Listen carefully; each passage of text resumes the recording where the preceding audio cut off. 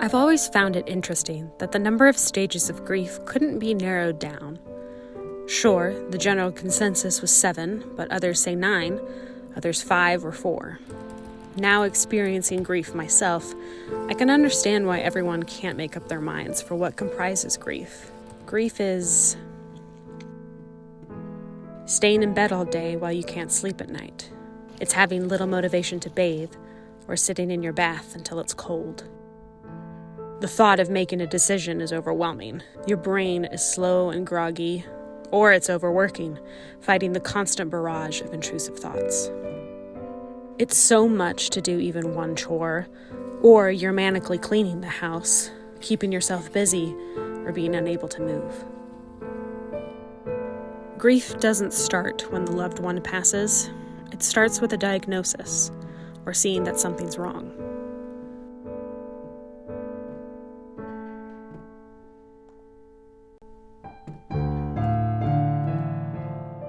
It's watching each breath they take as they decline in front of you, or in the waiting for that dreaded phone call. It's avoidance, or it's all-consuming. You take time away to catch a break, or you keep helping, moving, caring, until it's done. You don't break down when the casket is closed, or the graveside is dug. It's when you walk into the empty bedroom, or their favorite grocery aisle.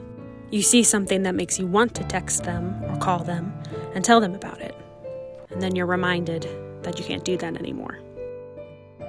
It's their absence at any significant event, or birthday, or holiday.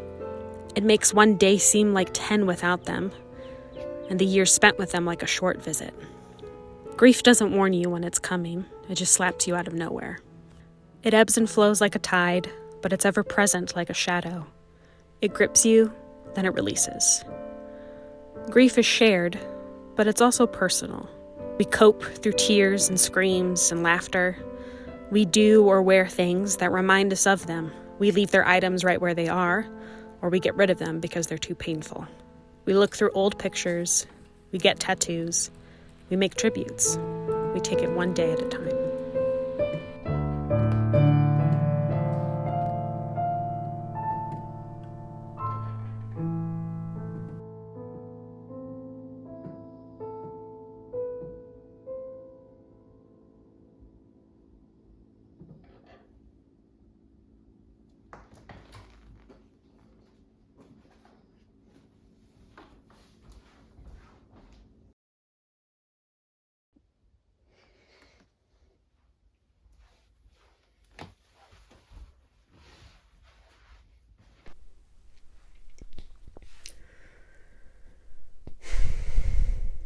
On the week before Thanksgiving, my father-in-law texted our family group chat and told us that he and Mom were in the hospital because Mom had fallen over.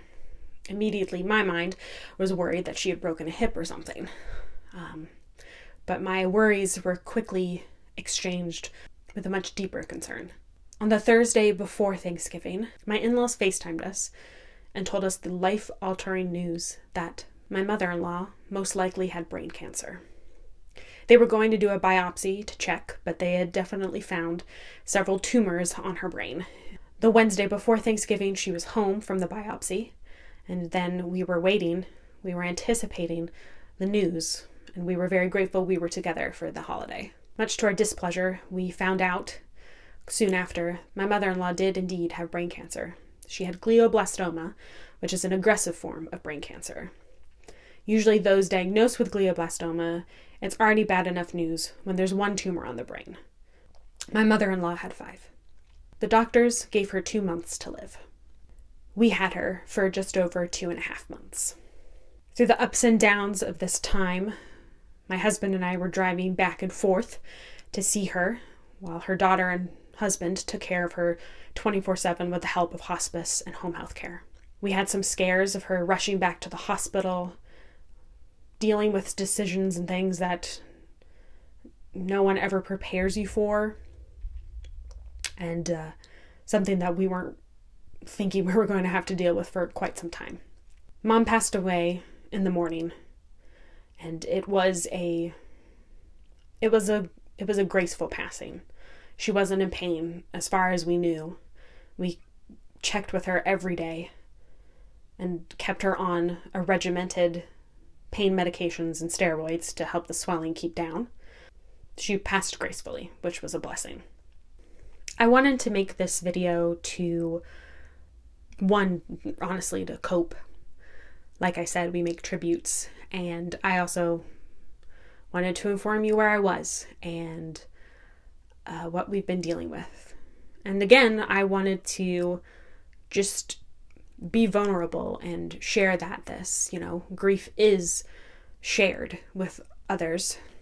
Grief is shared amongst people, but it's also individual. My pain and grief is different than my husband's, who lost his mother. And his pain is different than his father's, who lost his spouse. And his pain is different than the neighbors and the friends that they've collected over her lifetime. But I also wanted to say that I can understand. I understand now what grief. I understand grief a little bit more, especially for those who lose someone so suddenly. Our family has faith, and because of our faith, we have hope that we will see her again. But that doesn't dull the pain that we are dealing with right now. And it won't go away until we see her again. So again, I just wanted to say that I'm here for you, and I can empathize with you for all those who have lost a loved one or a cherished one, someone close to them, someone who means something to you. So just know you're not alone, even if the pain's a little different than mine.